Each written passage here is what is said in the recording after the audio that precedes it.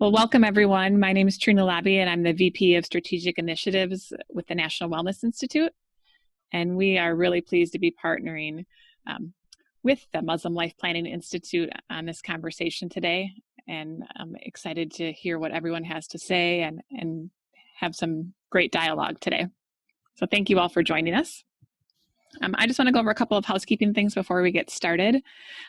First of all, we really encourage you to ask your questions. That's what we're here for, to have a question and answer, a conversation, and your questions matter too. So there is a Q&A section where you can type those in at any time, and we'll have a Q&A with the audience throughout this as well.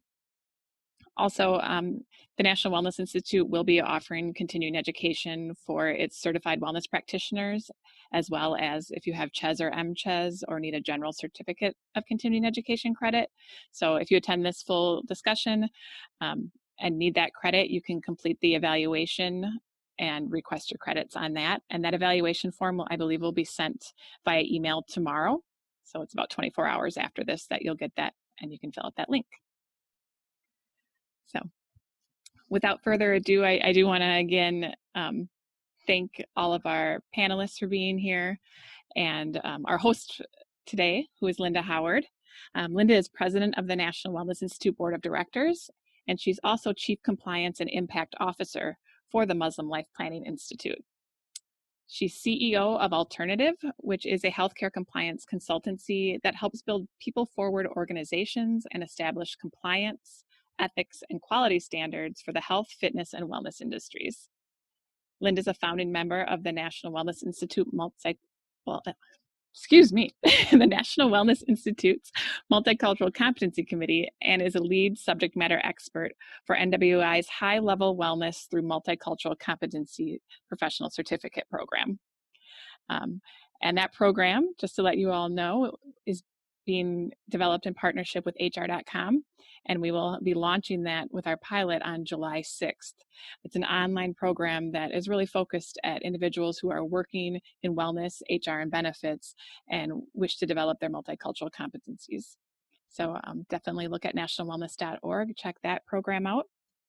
I'll also put in a little plug for our National Wellness Conference. Like many conferences, we will be going virtual this year. That'll be July 21st and 22nd, and you can find out more about that on nationalwellness.org.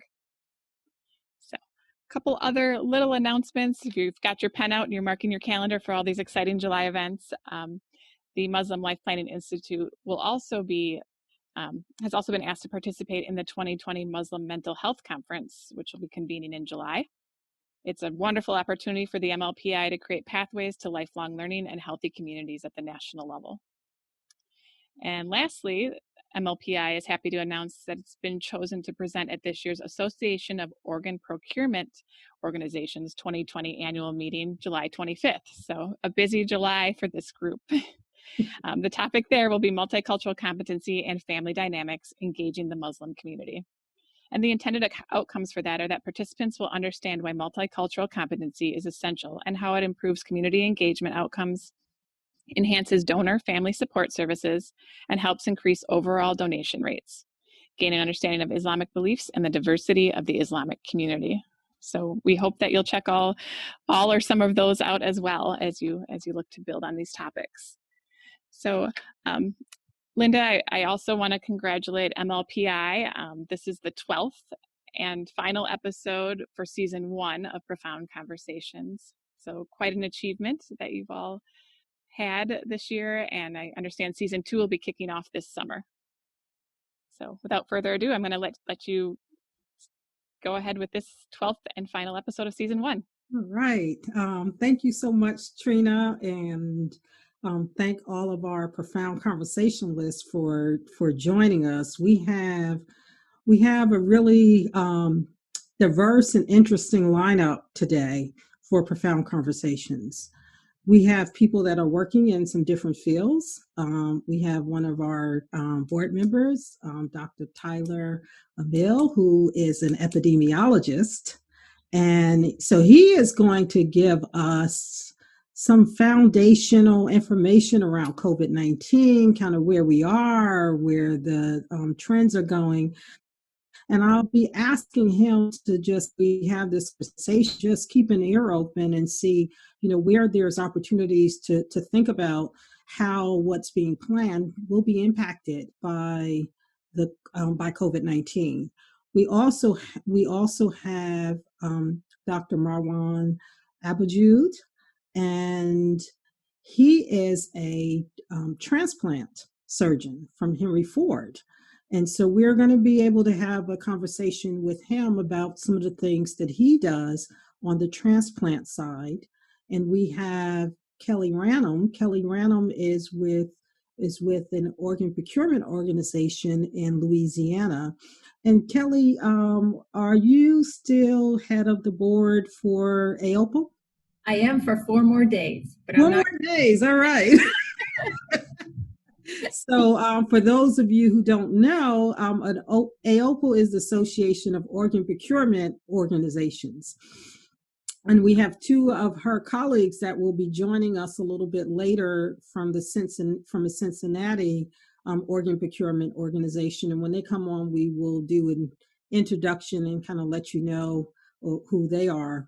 But right now, I will ask that that when you're listening to this, for some of you, because I know some of those that have joined, this is a really specific area certainly for the National Wellness Institute's audience. And so for some of you that are joining, when you're listening to this conversation, I'm sure there will be a lot that you will learn just for your personal lives. And as you think about things like organ donation, end of life, maybe family members who may be in a situation of being on a donor list or have considered being an organ donor. So listen from a personal space, but also if this is not a specific field that you're working in, to also look at some of the things, some of the discussions that we have today, how it might apply to the work that you're doing. And we always encourage the cross conversation between industries. So listen and seeing, how are you in this story? How are you in the stories that you're hearing, whether it's at a personal level or whether it's the work that you do? And for those of you that are joining us from the transplant community, from the organ procurement space, I'm also hoping that you're listening to this conversation and being able to gain something from COVID-19 and the environment. And you will hear throughout, because it's what I live and breathe as well, is the multicultural competency. So you will hear some things where you can start to think about where are your blind spots with respect to multicultural competency. Are you reaching the audiences that you need to reach? Are you serving people in a multiculturally competent fashion? So I'll ask for you to listen, to be present in this conversation, and to listen from what you can get out of this conversation, and understand that even if you don't think this is related to what you do, it is going to be related somehow in terms of the stories and the lessons.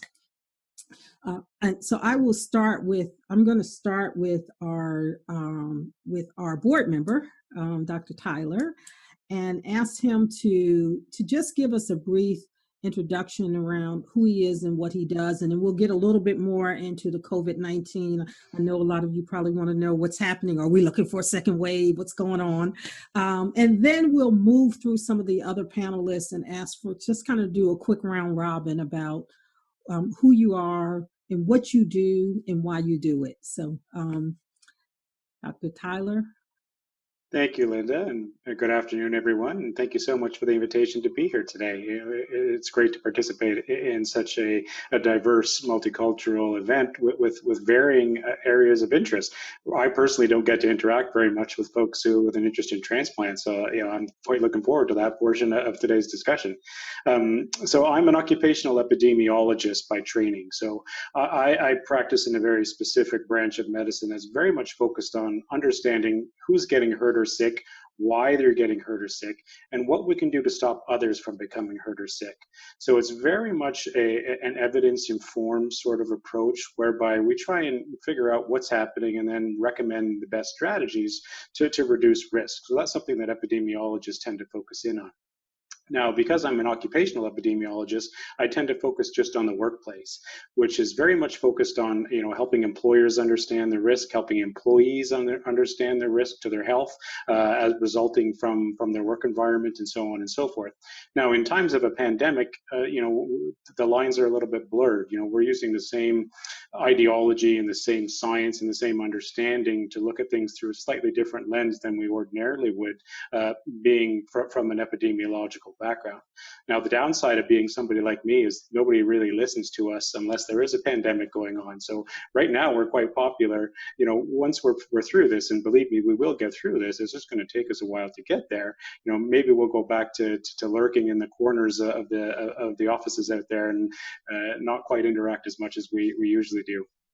In terms of my role, so I'm the Chief Medical Officer and Chief Relationship Officer at a corporate well-being company that provides technology to help support hospital systems, organizations that procure and distribute these types of solutions.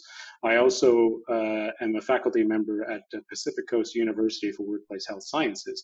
So this is an organization or university that's totally focused on workplace health sciences. So understanding risk to people, introducing work disability, how do we factor in diversity, how do we integrate people with disabilities back into the workplace, and so on and so forth.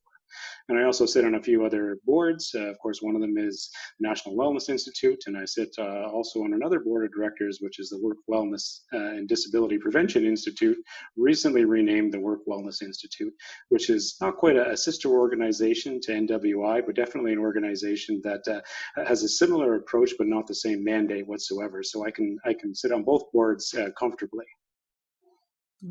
And I'll also add that he is from Canada and is based in Canada and does a lot of work internationally. So we also have the benefit of getting some of the information about what's happening around the globe. So I'm hoping that you'll be able to share some of that information as well. Yes, absolutely, Linda. Thank you. And Kelly. I am Kelly Ranum. I'm the CEO of the Louisiana Organ Procurement Agency and have been the AOPO president for the last almost 12 months.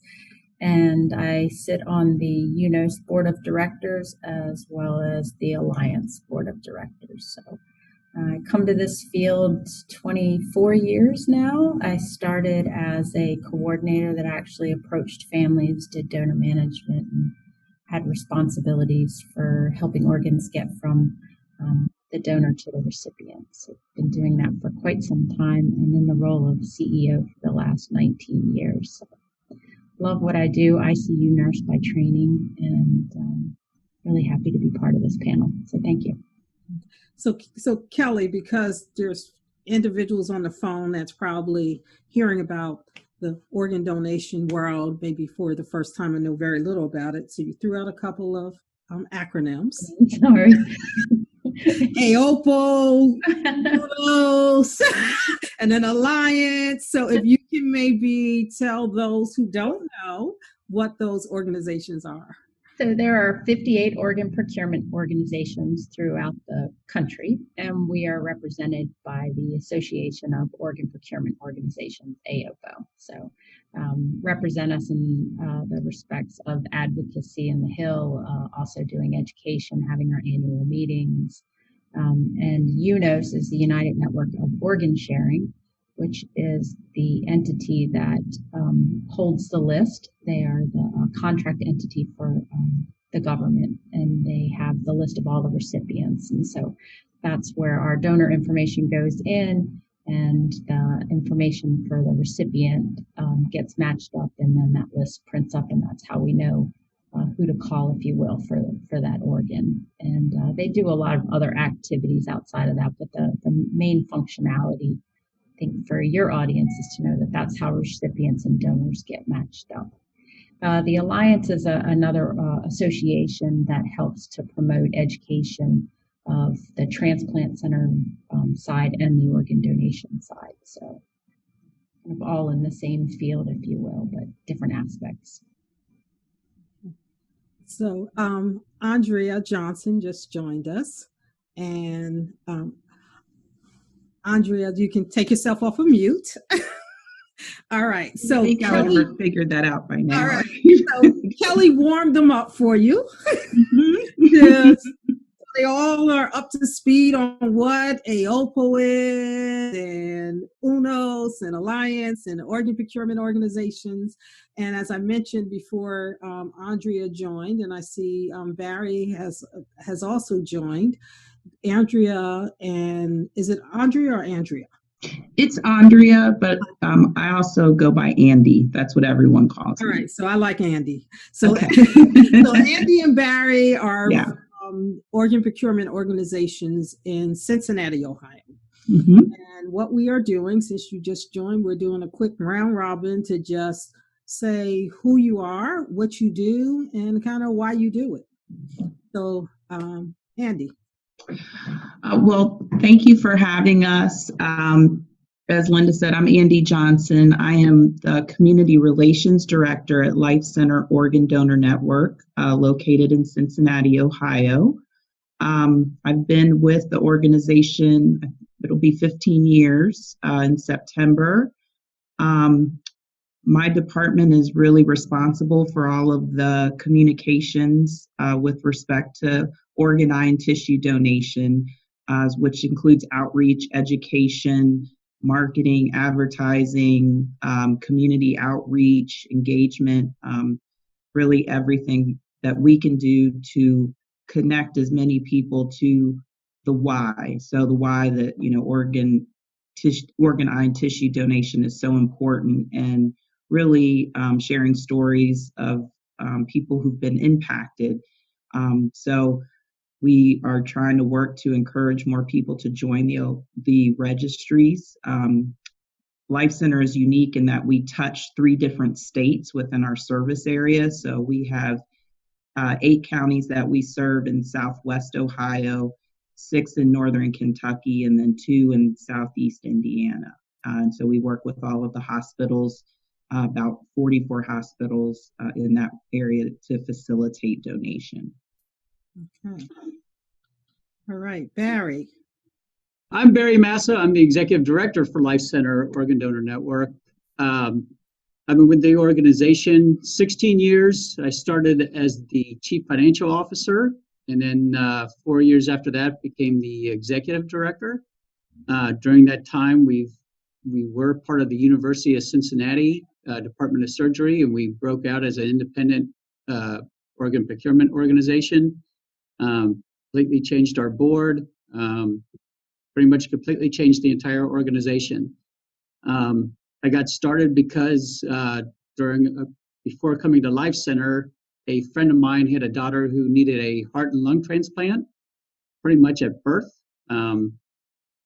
Within the first 9 or 10 months of her life, she received her heart and lung transplant in Philadelphia, then came back to Cincinnati before tragically catching pneumonia and passing away a couple years later. But kind of went through that journey with my friend, and then I saw a CFO job available at Life Center, and I didn't know the place existed. So I called my friend up and said, I'm all about the mission of donation, but I had no idea that Life Center or these kind of organizations existed. And what can you tell me about it? And he told me, that's what Barry, or what they need, you should apply for it. And here I am. We have Dr. Abouljoud, who is also with us, and we are asking for you, Dr. Abouljoud, to give us a little bit of information about yourself and what you do. Now, I know one of the things is that I do know that you are also the president for the American Society of Transplant Surgeons. Did I get that right? Yep. Okay. Kelly's walking out and I'm walking in on my turn. Okay, so we've kind of coming full circle here. We've talked to those who are on the side of procurement organ, and now just tell us a little bit about what you do from the transplant side. Surely, yeah. Thank you, Linda, and thank you, Kelly, for the invitation. I saw this big smile on Kelly's face when I said she was exiting her role. I can see a vacation coming. Well-deserved vacation. Your reputation has followed you everywhere you went. Thank you for your work. Yeah, I'm a transplant surgeon, abdominal transplant surgeon, and my area of interest is liver transplantation and living donor liver transplants. And I've been at Henry Ford now for 26 years and in the business of transplant for 28 years. I got involved with a variety of things. I started off as the head of the liver program and then became division chief. And then we started one of the earlier service line integrated transplant institutes about 16 years ago. And so I direct the Transplant Institute with a great team of people who have been actually, for the most part, the same physicians for the most part, and many of the administrative partners since then, which is terrific stability for the program. We are part of Henry Ford Health System, which is a big system, and in the medical practice, the Henry Ford Medical Group. It's a delightful partnership. It's a very value-based and principle-based kind of organization. We always say that this is a kind place to work at. And that's why generally you come in for a job and you stay for a career. I was involved also with organ recovery. This is part of what transplant surgeons do. So the organ procurement organizations and transplant hospitals are joined at the hip. We have what I call codependency of existence, two sides of the same coin. And so I was involved quite a bit with Gift of Life Michigan. And earlier in my times at Ford, I was president as well. And I was on the board. And then we moved on doing different things. And then I chaired the board of governors for our practice. And I was chief medical officer for a period of time. So I turned back and devoted most of my time not to transplant again. And then I got involved with the American Society of Transplant Surgeons, interests in physician well-being and wellness, business practices and design, leadership development, and training and credentialing of transplant centers, training programs and fellows and board activities. I serve also on the American Board of Surgery. I was serving on UNOS, and when I finished my term, it was a celebration.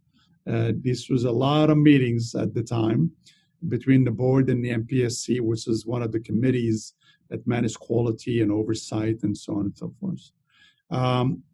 Transplant is an amazing thing. It's about life, passing it from one person to the other. And you're bound to love it, otherwise you don't stay in it. And it's a privilege to be in that place. All right, thank you. So I'm going to ask you all that are in the organ procurement and transplant space to be thinking about, how your work has changed and this new reality that we find ourselves in, and that's dealing with COVID-19. And while you're thinking about that, I'll ask Dr. Tyler Amell to talk a little bit about kind of where we are right now as our epidemiologists in this profound conversation, to tell us a little bit about where we are right now with COVID-19 and what you've been seeing in terms of some of the trends and what we can expect. Great, thank you, Linda. Happy to provide some insight. Where we're at right now, particularly in the U.S., is we're sitting at about 2.25 million cases, about 120,000 fatalities so far. But there's a big asterisk beside those numbers. They're very much underrepresentative of the true impact of COVID-19, not just because of lack of testing capabilities and confirming diagnoses, but underreporting at the front end. And also, there is a notion, and this has been demonstrated clearly in the research evidence, that there are people who are completely asymptomatic that are actually positive for COVID. So what that actually means is that they've been exposed to the SARS-CoV-2 virus that has infected them. They can infect other people, although usually at a lower rate and for a less amount of time than somebody who is pre-symptomatic. Only with the asymptomatic people, they don't really know that they've been infected, or they have such mild symptoms that they could be attributing them to seasonal allergies now. Whereas when this started, you could have thought that this was a cold or something along those lines. So the true number is in fact quite larger than the official numbers that we have access to. So that's something that always has to be considered whenever we look at the impact on the economy, the impact on the country, the impact on the states, and how we actually get through this out the other side. Now, as I mentioned at the start, this is an ongoing pandemic. We are nowhere close to being over with regards to this process. We're at the point now where we've got a much better handle on testing capabilities. So that's diagnostic testing, and we also have some capabilities to do what I like to refer to as rearview mirror testing, which is antibody testing. So that basically confirms that you've actually had COVID-19 and you've gotten through the other side, and so the odds of you getting it again are pretty close to zero. And so that's quite a good number to have. And it's a good credential to have, because it means that, next time you encounter the virus, you're probably not going to have any symptoms whatsoever, which is, quite good from a variety of different perspectives. And because we have, 2.25 million people that are in that category, that's good for that group. Now, when it comes to the actual lethality of the virus, if we do raw calculations and what's called a case fatality rate in comparison to something called an infection fatality rate, which is something we don't really know, we just have to infer it simply because we don't know how many people have been infected because of those asymptomatic people and because of inability to test in many instances. So we know that about 85% of the people who come into contact with the virus are able to get through it, with relatively mild symptoms or complications. Of course, if you don't have any symptoms, you don't know you have it, you don't seek care, you don't seek treatment, you don't end up in hospital. So that's a smaller portion. Now, that 15% on the top side are the much more severe cases. So those are the ones that we really need to worry about, and those are the ones that we have to look at from a few different perspectives. The majority of those, let's say the next 10+%, will require, they may require hospitalization. The top 2 or 3% may require ventilator support and so on and so forth. And then, of course, the very tip of the iceberg are the people who succumb to the virus and to associated diseases such as pneumonia. Now, of course, that's the minority of the people who are infected with COVID-19 disease or the virus. And so, that's the worst case scenario for individuals. And of course, that's the linkage with our discussion here today around organ procurement, and so on and so forth in a broader conversation. Now, just because we have some data, and that we've had some rather significant impacts on the economy and various other aspects of society, there's this mentality that the worst is behind us, and we're done with the first wave, and bring on the second wave, sort of thing. And that is most definitely not the sense. We're still in the midst of the first wave. In most areas, there has been a decrease in cases, and this is due to a couple of different factors. Some of the more significant things that we did as a society was we started shutting things down, started reducing the likelihood of people bumping into one another. So introducing barriers, introducing physical distancing measures, looking at 6 feet between you and the other person, covering your cough campaigns, covering your sneeze if you're symptomatic, those sort of things, which are things that we ordinarily do as part of our normal influenza or common cold sort of control practices anyways. There's things that you can do to reduce the likelihood. Now, one of the things that we probably should have started doing much earlier on was getting a lot more people wearing masks. Now, we didn't think that the asymptomatic transmission was going to be the degree that it is in this particular case. So when you put all these things together, we actually have a pretty good way of controlling your own risk and your own likelihood of contracting the disease. But we definitely need more people to be practicing this. Right now, I think we have 19 states in the US that have seen an uptick in their new cases. So that's what's called their incident rate, the number of new cases that are coming forward. So, which is not a good position to be in, because we know the weather's getting better. There has been protests, large masses of people. There's all these sort of factors that are coalescing together to create an environment whereby people are letting down their guard, and we are seeing more people become infected from that perspective. So obviously that is something to keep an eye on as we go through this near term here. Now, with regards to Linda's question about a second wave, a lot of people like to jump to what happened 100 years ago in Spanish influenza. Now, fortunately, we don't have a lot of the same things occurring as we did 100 years ago. When we look back to how the virus was transmitted in the Spanish influenza outbreak of 1918, it was a perfect cocktail. You had large numbers of people co-located, living together, army bases, things are ramping up, World War I was raging, and then you actually had a lot of these people spread all over the world, primarily in Europe, which had a tremendous impact over there.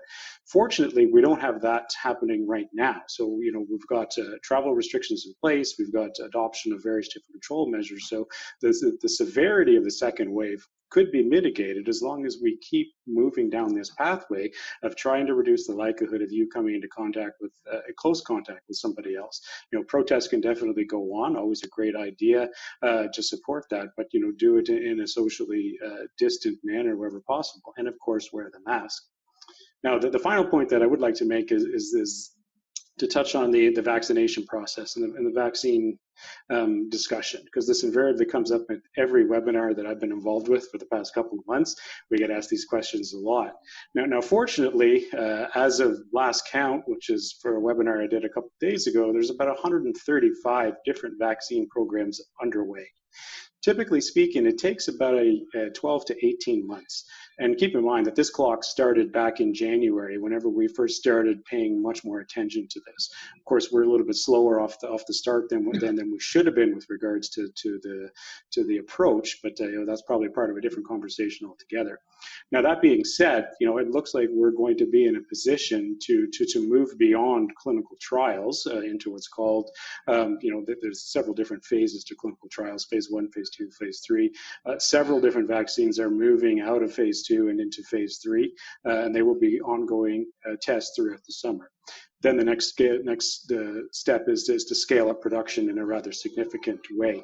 And so we're probably in a position where, depending on which virus or which vaccine we're looking at and the manufacturing pieces, we will have vaccines for the most vulnerable members of our population towards the end of the year, to the tune of about 500 million doses. So, which is quite good news for us for sure. But that doesn't necessarily mean that things are going to be over. It's going to take another year beyond that to get to a level of what's called herd immunity, whereby you're able to vaccinate very, very large number of people globally, so that we can resume some level of normalcy.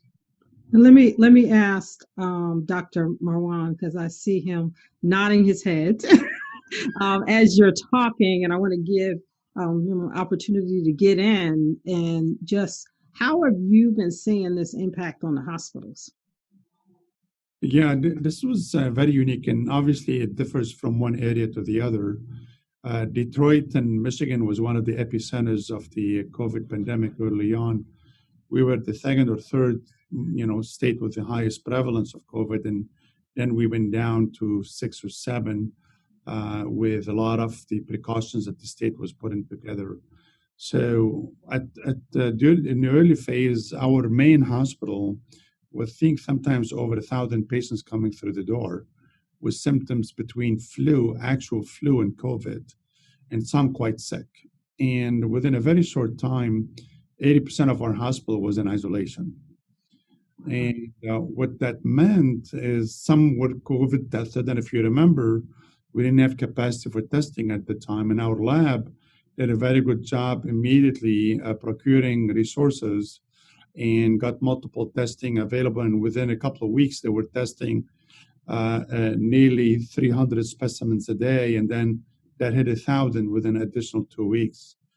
So everything in the hospital besides emergency surgeries and medical admissions basically stopped because the resources were not going to be available. And then the other thing is that if you admitted a patient with the new COVID, without really having all the resources to insulate people and create a safe pathway and quarantine, you'd be infecting them.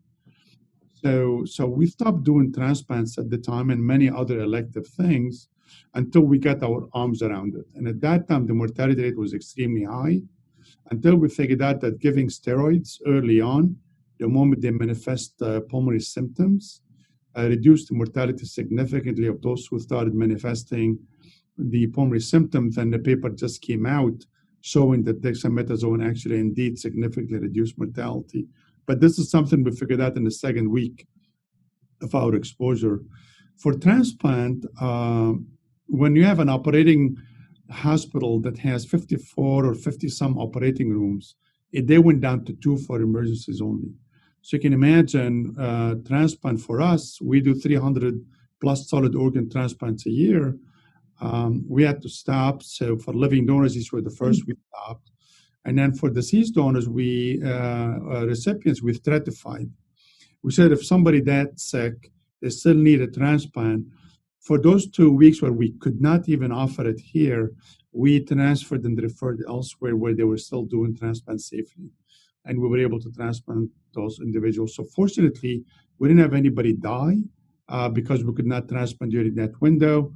And when we started resuming transplant, we had to, number one, make sure that the hospital has what you call safe practices. Go this way, not that way. Only 4 people in this elevator, 2 people in this elevator. Everybody gets checked on the way in with temperature and symptoms, gets a green sticky on their ID badge. You can only enter from 2 doors and exit from these 2 doors. Nobody comes in. It was basically a quarantine hospital. And you could see that the infection rate that went up, even among staff and nurses and frontline healthcare providers, started coming down very quickly. And that's when we started going back to do transplants, but only the sickest first. Living donors, we just resumed that about 3 weeks ago, and we had to install new protocols for that. So we checked the symptoms on the donors and the recipients. We check them 2 times to make sure that COVID serologies are negative, and they have to be so many hours apart, beginning at 2 weeks, and then within 24 or 48 hours of the exam of the operation. And also we insist that those who get tested have to quarantine themselves between the test and coming in, because they can get exposures. And fortunately, that protocol has worked. This is a protocol for all surgeries electively. And then our transplant unit has always been a COVID-safe unit, so we protected that. All the staff who work there, whether physicians, nurses, medical assistants, were not allowed to serve in COVID units or COVID hybrid units. And then we implemented a testing protocol also for the staff, should they have had suspected exposure and so on and so forth. So knock on wood, we haven't had patients get sick on our transplant unit from COVID. We did have early in COVID staff exposures, whether it is physicians, we've had nurses, we have nurse mid-level providers. That was scary. That was very scary. And some got admitted in the hospital, but they all recovered. But surprisingly, most of these were exposures from outside the hospital. One was traced to be inside the hospital. When somebody coming in and it was not wearing masks and was coughing right and left, everybody immediately jumped in and isolated. But by then, several people got exposed. And so that definitely changed our life. I mean, we walk around now, we don't shake hands. One time I had my face mask down because I had a bottle of water. I think people thought I was radioactive. You can see everybody just moving away from me. It's like, I was just having a sip. I'll get my mask back on. And so, yeah, we function differently. The hospital looks like it's weekend every day because where is everybody? We staggered folks. They don't all come at the same time. They go from different hallways, and there are these stickers around controlling traffic. So there is a little bit of social isolation there that comes along with that. Now, when did you start doing transplant surgeries again? After COVID, you mean? Yeah, after COVID. Mm-hmm. Yeah, we started 6 weeks after the first COVID case at Henry Ford Hospital. So we were on hold practically for 6 weeks. Now I know in the early days, because we've had some conversations with members of the organ procurement side, and I know that things had pretty much come to the screeching halt for you guys in terms of, just doing the donor work. Can you talk a little bit, and maybe I'll go to Barry and ask Barry to maybe just talk a little bit about how COVID impacted the industry initially and whether or not you're seeing any changes now? Well, it's interesting because what was said before, it impacted OPOs differently across the nation. And if you look at where organ donation was before this happened. We were on pace much higher than last year. We were on a record pace for number of organ donors and organs transplanted. And then when about mid-March, when everything got, I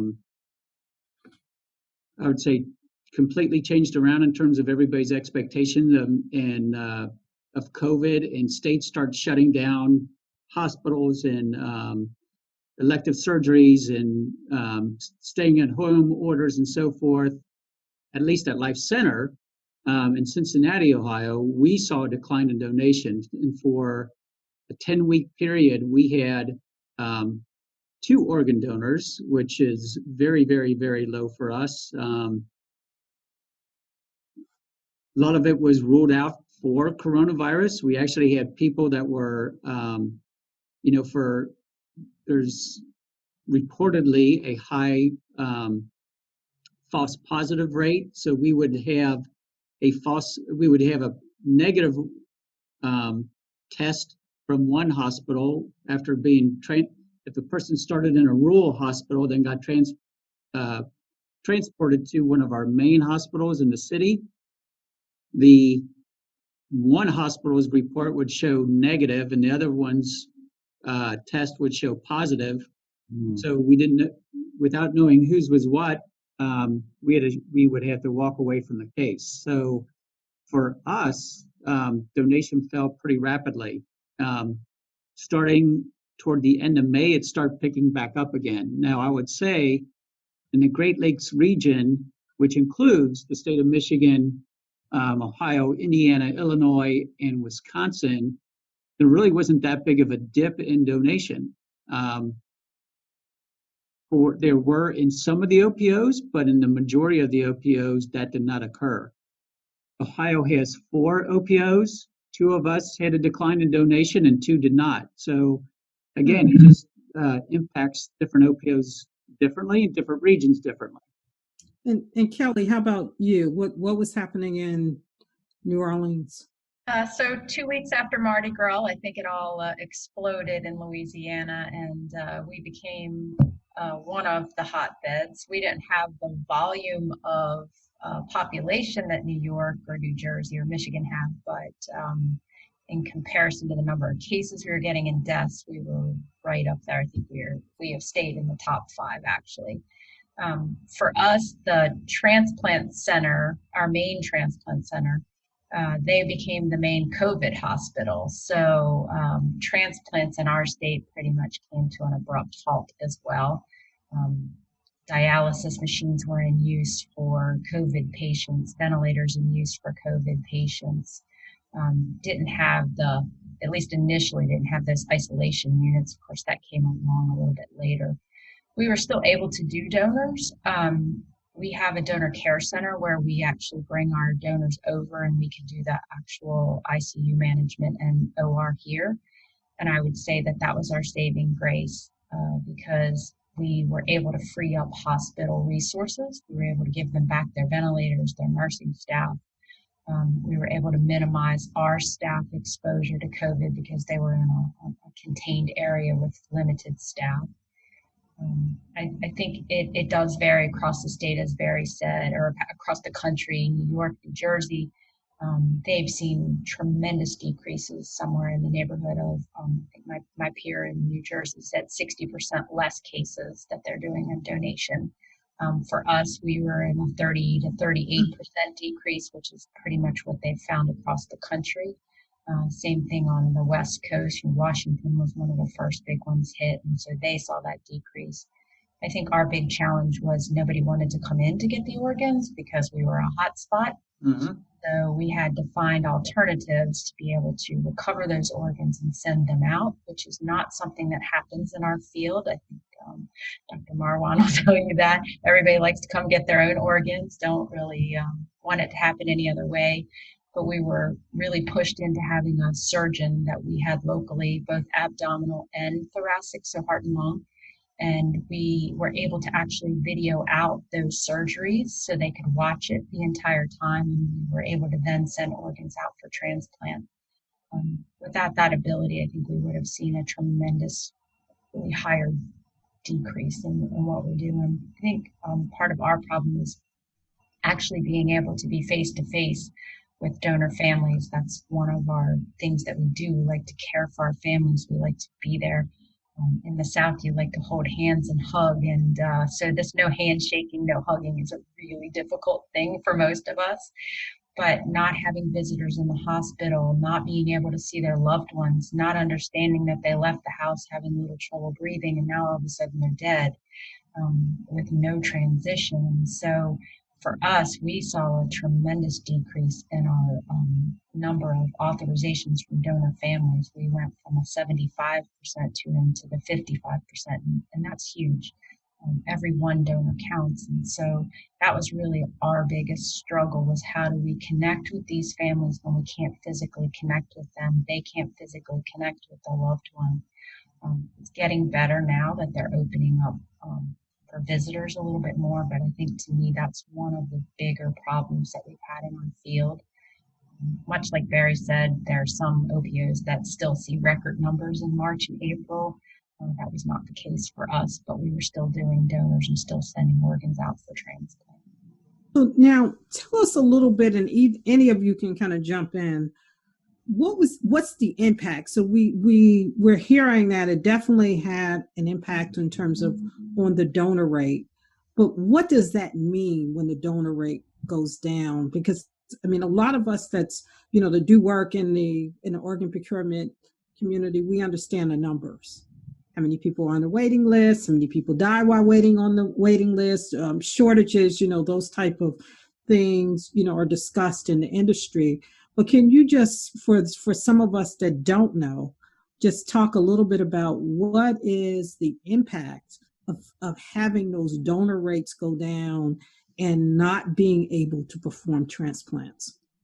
Maybe I can mention something here, Linda. That's a good question. Transplant centers, when they are offering a transplant option for a patient with liver failure or kidney failure or heart failure, what they're doing is preempting death. Kidney transplant, even being on dialysis for a period of time, leads to a significantly higher mortality than not being in kidney failure. And so it's almost like having cancer. So we're dealing with mortality. So when you're offering transplant, you're preempting mortality. And depending on how sick you are, there is kind of a race to who gets to you first. Do I get to you first with an organ before you die? Or does fatality and the severity of your disease get to you first? And you either die or get so sick that we get you off the list. So UNOS that Kelly mentioned keeps track of the people who come off the list or die on the list. And then, so that's a number that gives us a sense of the fact that, say for liver, I'll use liver as an example. If you think 100 people get on the list every year, somewhere around 10 to 15% will die waiting, and then another 10 to 15%, maybe another 10%, let's say, come off the list for a reason. And most of the time it has to do with they got too sick for transplant. So maybe somewhere between 22 and 25% get off that list and that's with all things being equal, the best of circumstances with all the livers available. Almost 1 in 5 to 1 in 4 will die or get removed off the list. So now when we say this is the equation, and now as happened at the peak of COVID, our organ donation in the country went down to what, Kelly and Barry, to 40% from peak nationally. Now, some areas were worse off than others. It's kind of a wave, kind of carried across the country in wave. Some peaked, some dropped.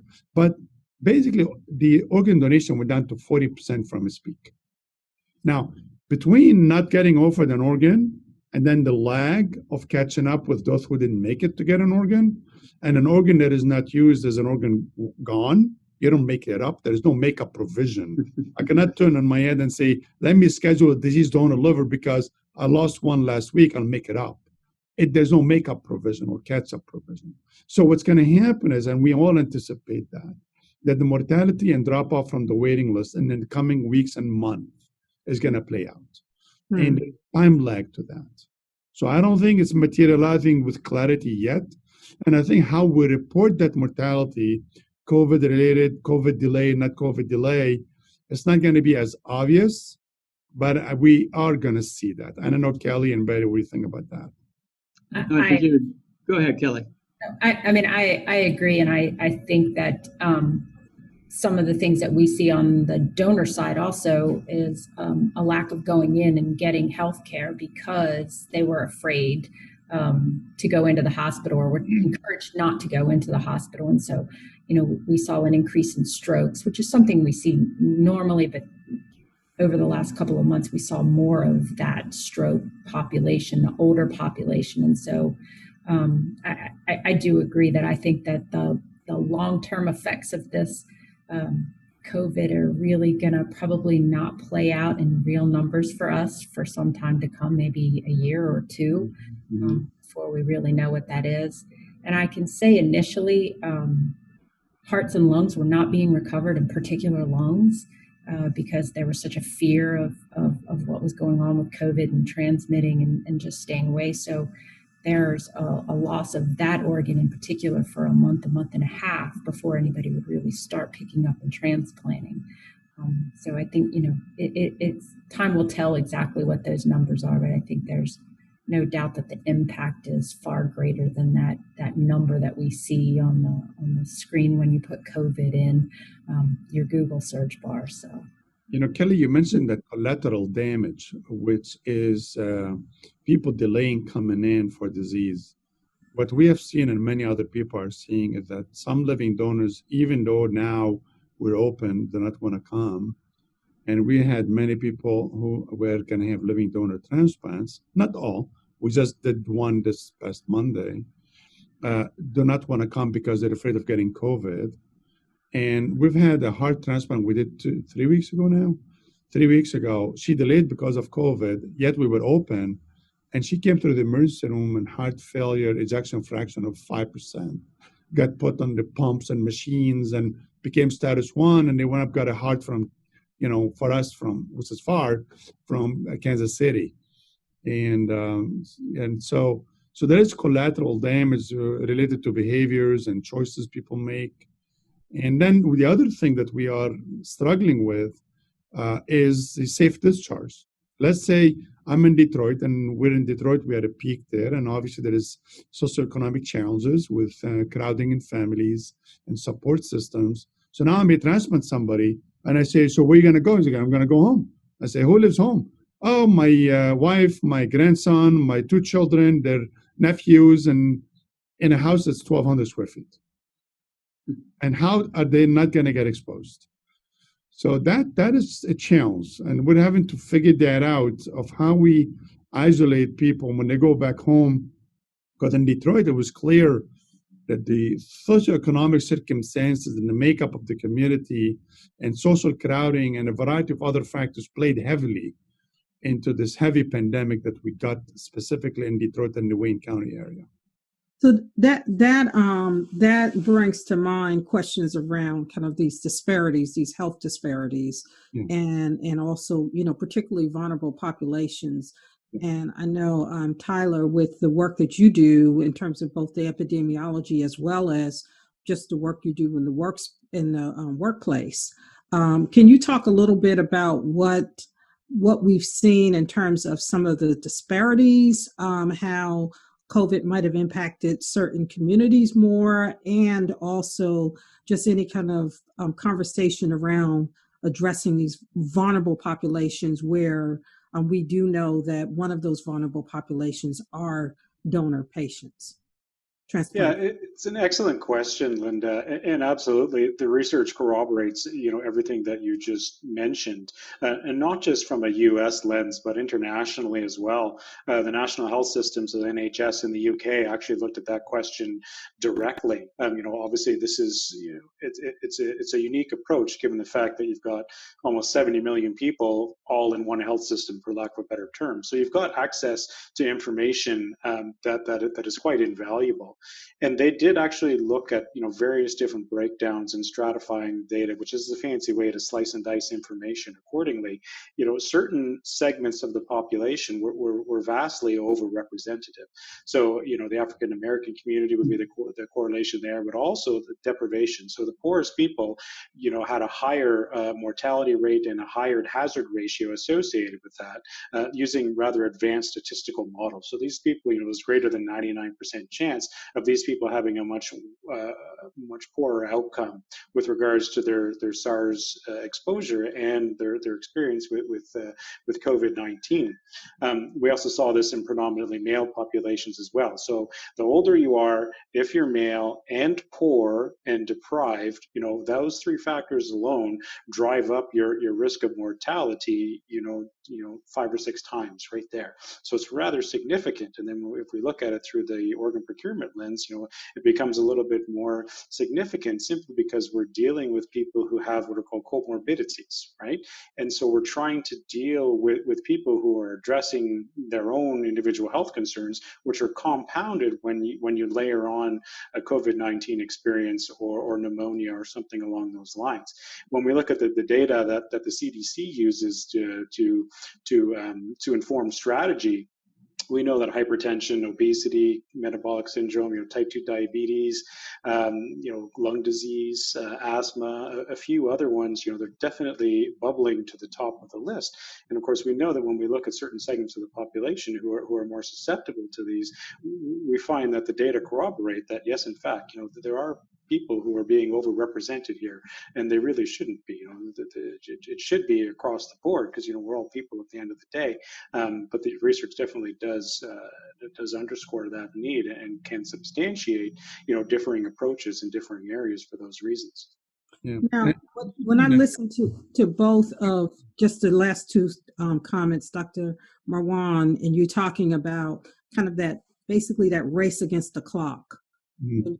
When people are in need of an organ, and listening to Dr. Tyler, where we're talking about that because of these disparities in health, you got certain populations that's more likely to get sick from COVID and more likely to die, which to me, that speeds up that race against the clock. So it puts a certain population in a particularly vulnerable place. One, you have a slowdown in organs being available, and you have an acceleration of an illness that can then either end in death or make you so sick that you're no longer eligible for a transplant.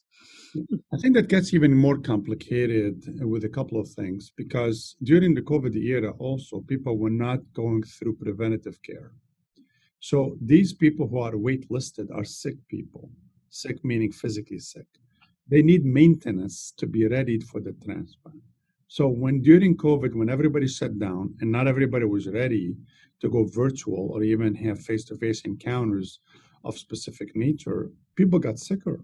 So we were seeing people with organ failures who basically got in the hospital or an emergency room knowing that they probably could have avoided that had they accepted to come or were able to come. That's another thing, the ability to get that. And when we talk disparities in Detroit here, we look at it through a lens that illustrates the strata of disparities from way, way, way at the very bottom, which is access to preventative care, access to support systems, access to medicines, access to insurance. And we've established a long time ago that in the African American minority in Detroit, just by getting that label, you are more likely to be turned down for transplant. And because sometimes you may not be able to get support systems, meaning somebody to drive you back and forth. You may have an insurance that underinsures you. You don't have co-pays for medicines, and you may not understand what you're getting into, and you say no when you should say yes because you just can't comprehend. And you try to take it down several notches, and we have a community here called the Transplant Living Community.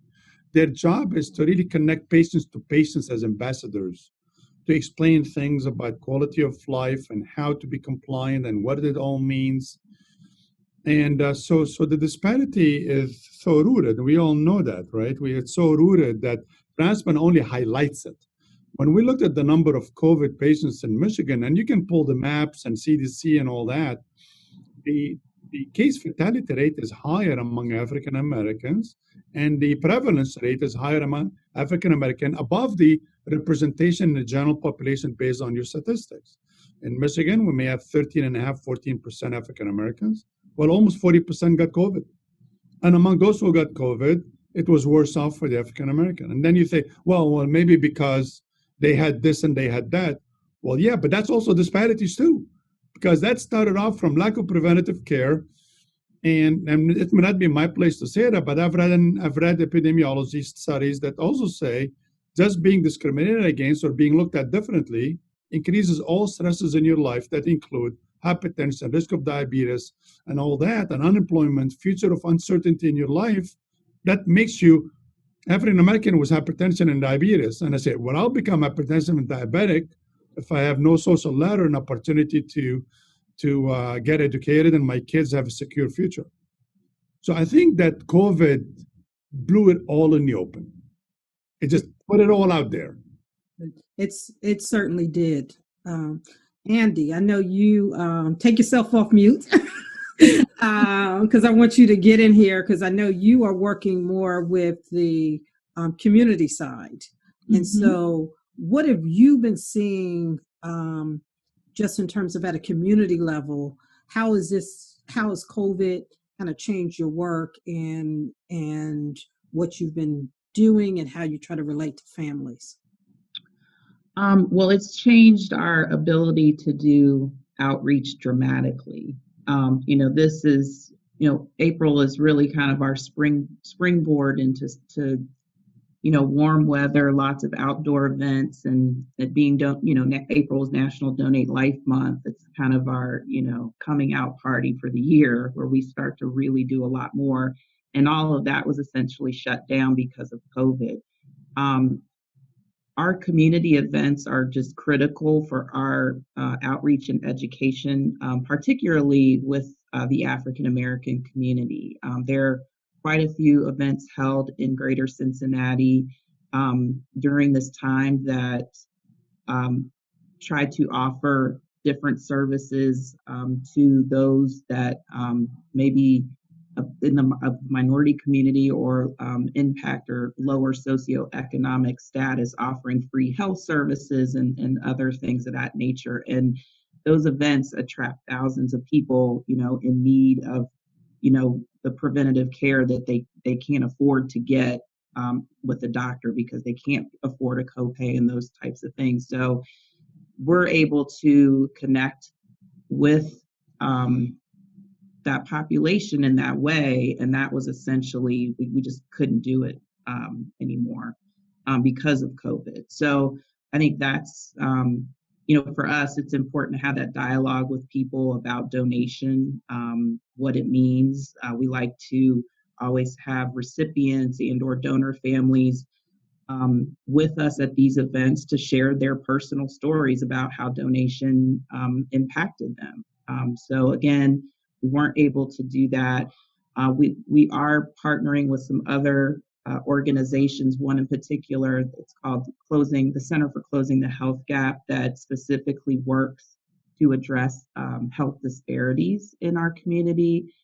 They're holding what they call COVID town hall meetings and have been doing so since COVID occurred, and will be participating as a panelist to talk about donation in the midst of COVID, particularly as it pertains to African Americans and kidney transplants.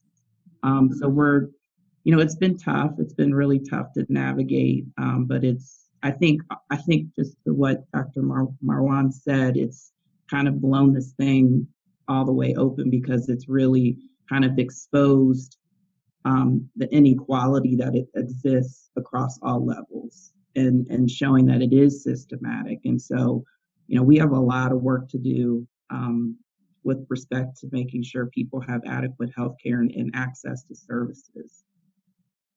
So if there, and any of you may be able to answer this, particularly on the from the OPOs, is there a resource, a place, a site that any of the listeners who say, okay, I want to know more about organ donation, I want to have the information I need to decide if I want to be an organ donor, or is there some things that, initiatives that people can join to help improve the donation rate during this crisis? And if you don't have anything right off the top, if you want to send it to us, we can make sure that it goes out in the follow-up email to participants. So I'll just ask that you do that, just in case there's someone who is listening and say, okay, I want to understand more, and perhaps I even want to be a donor. Okay. So I do know that we have a few questions that's lined up, and I want to make sure our participants get an opportunity to be able to ask questions. But one of the things that Trina mentioned when we first got started, that the National Wellness Institute has just launched its Multicultural Competency in Wellness certificate program. And it is also one of the things that Muslim Life Planning Institute focuses on. And we're going to be talking about that at the AOPL conference next week. So just kind of the one question that I have for any of you in the group is is there anything in particular that you're seeing as a gap, or anything that you are proactively doing to ensure that as an organization that you're able to reach a cross section of the population? Or is there some things that you say, hey, listen, this is an area that we need help in, and this is an area that we need support in? Linda, to go back to your earlier question, for people that want to know more about donation, I would encourage them to go to Donate Life America's website. That will give you an idea for donation across the United States, and you would be able to register on the national registry. For your state registry, you should go to your Donate Life and put in your state name, like Donate Life Ohio, and you can register within your state registry as well. That would be the best thing for your listeners to do, and that is the best way to register, is do that online. But as far as filling up gaps, we always are looking for ways to fill gaps, and we look out to those who are whether it's the African American community or the Muslim community, or different leaders in those areas for their guidance on how best to have that outreach within the respective communities. And if I could just add on to that, I think during all of this, what has been really important, and what has been what I've realized, is that because this happened, this also means we have to continue to let our communities know that we're here. And so I know that Life Center has had to be innovative in how do we do that outreach. And so we're doing outreach with different faith organizations, some of the mosques in the area, as well as churches, synagogues, putting together bags like what's the word that I'm looking for, with like hand sanitizer and soap and information about donation, because now there's this move to get back into places of worship, because everyone's been doing it virtually. So we want to make sure that folks realize that we're still here. We want to continue to do outreach and education. We're also beginning an initiative with some of our local hair salons and barber shops located in our urban communities, again, to do more outreach and education. So I think it's just important that we continue to have a presence, although it looks a little different right now. We still have to be doing the outreach, doing the grassroots, and just being more innovative in how we're doing it. And I guess also too, when we think about multicultural competency, one of the things that we do talk multicultural competence in the lens, because a lot of times when people think about multicultural, they think around race and ethnicity, and so when we're talking about dealing with vulnerable populations, it's also looking at kind of widening that lens because it does extend beyond race and ethnicity. You mentioned some of the faith-based. It's also understanding how to address people taking in consideration their religion as a part of their culture. It's things like age. It's other looking at health disparities, the social economic factors that put people in certain categories that might make them more vulnerable.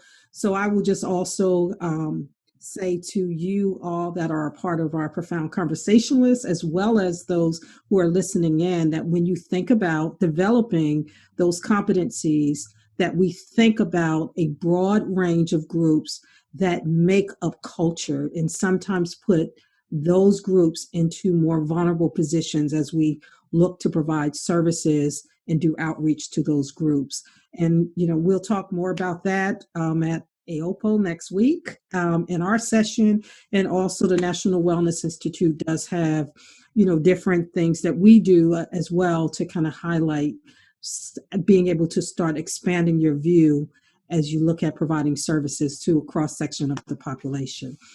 And on that note, I am going to ask Trina from the National Wellness Institute to see what kind of questions we have, because I do know we have some questions lined up. Sure, thanks, Linda. And so we talked about this a little bit, but can you discuss how we might best address the complexity with health disparity amid COVID-19 is the challenge of creating understanding and trust regarding healthcare and more specifically transplant surgery. So where does that trust piece come in? Yeah, this is a very good question. I think to begin with, we all know that historically there are some various subgroups in society based on either race or background, religion or stuff, may have an element of trust or distrust in the healthcare enterprise, right? We've known that in organ donation and sometimes in transplantation. And it boils down to, for us, and we implement that, is education and leveling and understanding the cultural background and the issues and understandings that the person comes with, and approaching them in a way that is informative, educational, and non-judgmental, and trying to understand the perspectives that people bring to the table. Now, in our community here, which is Southeast Michigan, the multiculturalism is part of the DNA. My staff here at Ford, nearly half of us are international and also multi-ethnic. And the community is the same way. So it's much easier for us to connect and to reach out either through the church or the mosque or the group or the society or the club or the family and be able to level with that. Now, that said, during the COVID era, it is very common that people are afraid not to come to Detroit or to come to your hospital. And now I am getting letters from New York, from Chicago, people telling everyone we're open, come in, and they're not coming in. I mean, our referrals continue to be low. Patients do not want to come in, and doctors are telling some patients not to go to Detroit. And yet we know safely that we can get people through the door knowing what we know with isolation measures and other practices. So education. Yes. And absolutely. There was a question about where to find information about donation. I think Barry's previous recognition of the Donate Life website will get you some basic information. But if you just realize that there really isn't an age cutoff, it's always better to say yes to being a donor. And then on the back end, we can evaluate with surgeons and professionals whether that disease process would allow you to be a donor or not be a donor.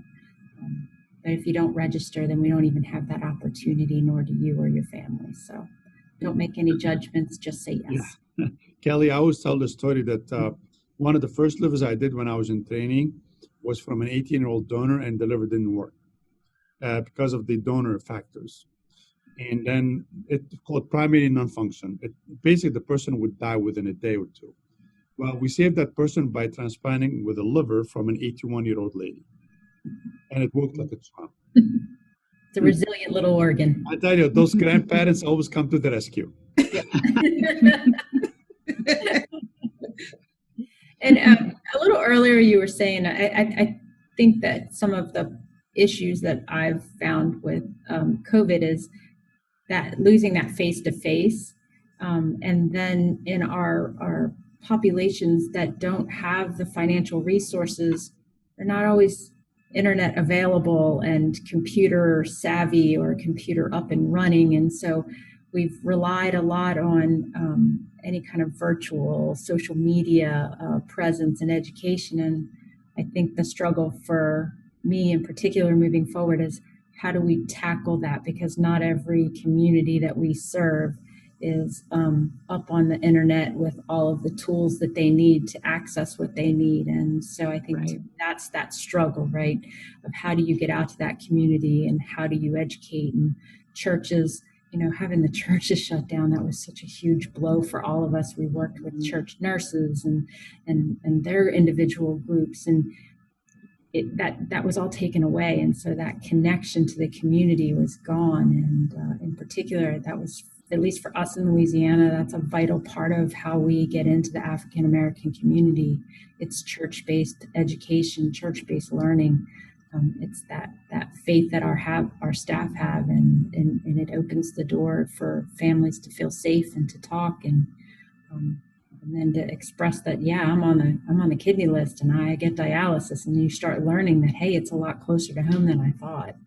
So I think that's the challenge coming forward for Andy and most of us. How do we continue to get out there in the community? How do we continue not just talk about donation, but also include health education as part of that? Because if my staff can keep one person off the wait list, that's a win for me. And that's a win for the community. And so I think we have an obligation to kind of mix that, not just about donation and transplantation, but how can you prevent even getting on that list? Absolutely. I think too, this has been, this has opened up the opportunity, and with respect to faith-based organizations, is we've used this time to connect with the leaders of the faith-based organizations, just because we've been able to we've been able to get time with them because things have kind of slowed down.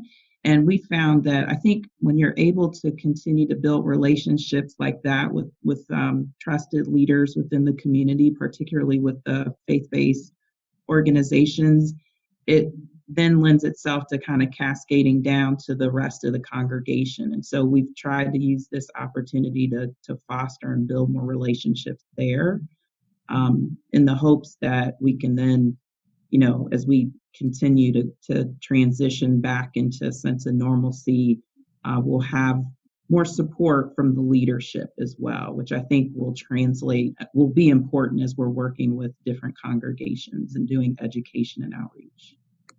And Linda, just to add one more thing to that topic, if you really want to build trust within the healthcare system, you have to end the healthcare disparity between all the different groups, whatever they may be. So if you want to build that trust, you have to tackle that.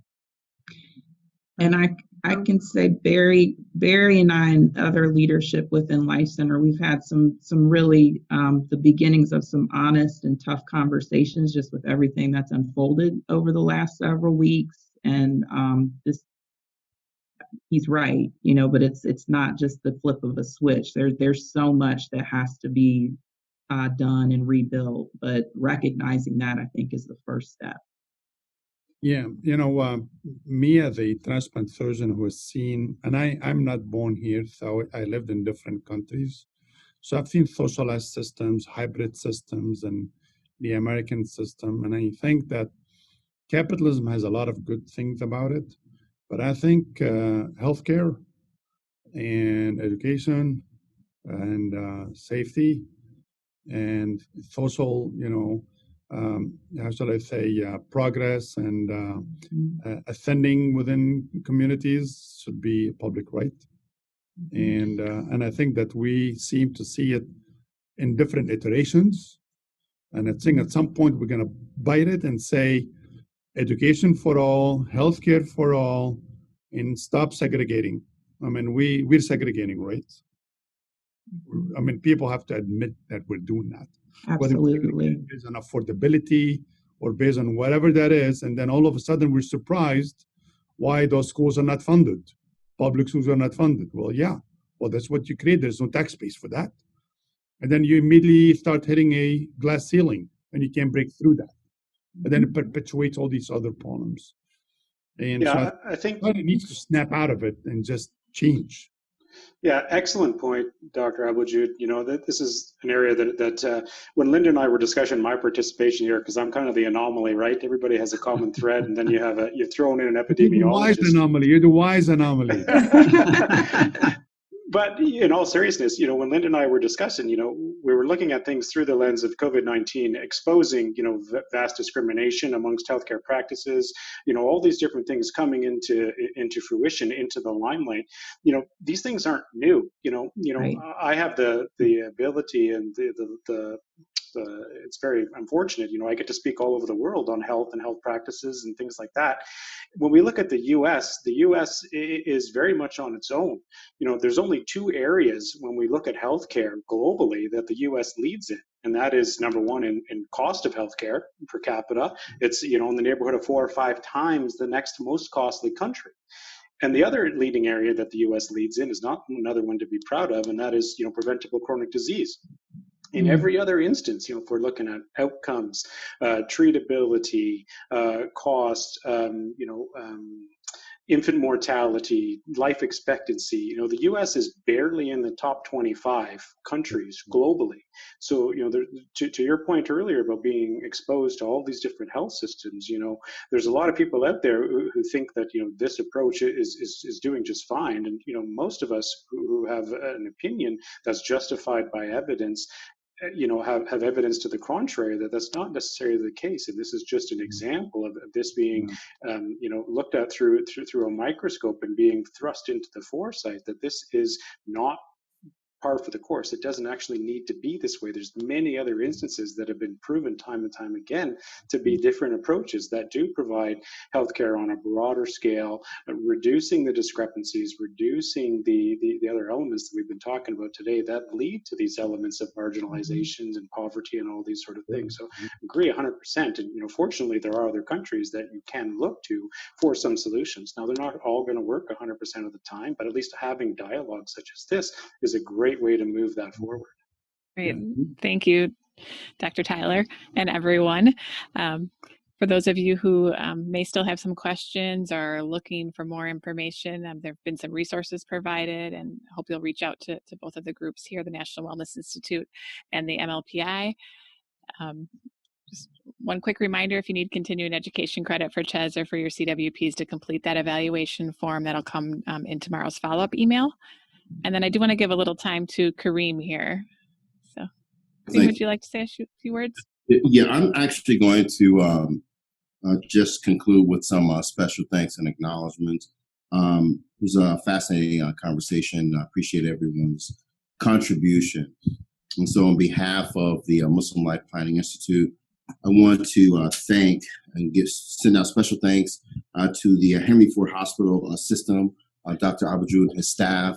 We've been very supportive over this past year, and as well joining us today on this webinar. Eversight iBank in Ann Arbor, Michigan. I'd like to also thank Johns Hopkins Bayview Medical Center in Baltimore, Johns Hopkins Bloomberg School of Public Health. I'd like to thank the Michigan State University School of Psychiatry. All of our guests within our conversation list over the last 12 episodes. Erica Christie, who is our podcast producer and engineer. I'd like to special thanks to our executive producers, the Muslim Life Planning Institute, senior executive, Savannah Sharif, our media expressionist, Aliyah Network of Diversified Holdings, who does much of the production and production planning for the work that we do. I'd like to send a big shout out and a thank you to the National Wellness Institute for their seamless co-collaboration in this work today and in the previous work that we've done, one of the episodes. I'd like to send a thank you to the Alternative Consulting Services of which Linda Howard is the president of the consulting services. And I'd also like to thank viewers like yourself who make the broadcast possible with your continued support, both through your viewership and through generous donations. I welcome you to visit our website, profoundconvos.com. Listen to our podcast, subscribe, and hit the donate button, because it's with your assistance and your help that keeps our program alive.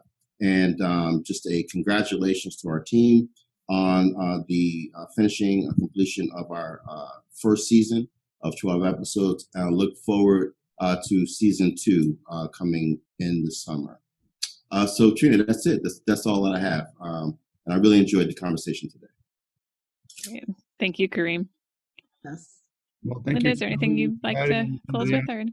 Thank you. No, I would just like to say thank you again to everybody. This was truly a profound conversation, and it looked like Dr. Marwan wanted to say something. Well, I just wanted to thank the guests and the co-panelists. Everybody get an amazing perspective. I think we're all on the same page, and we'd love to see our country learn a big lesson. We've had a lot of tough lessons come in succession, and you were not ready for the cold, and then there it is. And so I hope that we emerge stronger and more insightful and wiser as a country and as a nation. And I think that these are the kind of dialogues that you have and you support that allow people to just open up and engage. Thank you. Thank you. I think that's a strong closing remark. Thank you. Yes. Thank you very much. Thanks, everyone. Thank you very much. Take care. Thank Stay you. safe, everyone.